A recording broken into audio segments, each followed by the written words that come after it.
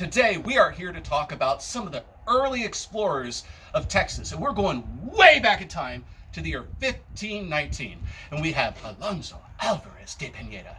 He took a ship from Spain and he was charting out the Gulf of Mexico. So he started at Florida, made his way all around until he reached Corpus Christi, and he said, okay, we've mapped enough. Now we're going to head back and make a report to Spain. Just 8 years later, you have Álvar Núñez de Cabeza de Vaca.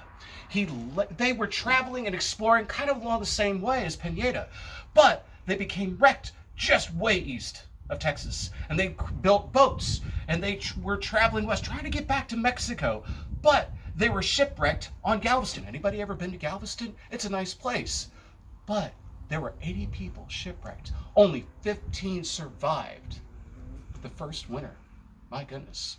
Eventually, the 15 survivors were captured by Native Americans, and they were hauled all over Texas, all over the United States, until just 4 of them escaped and made their way all the way back down, not in Texas, way back to California, way over here, all the way down to Mexico.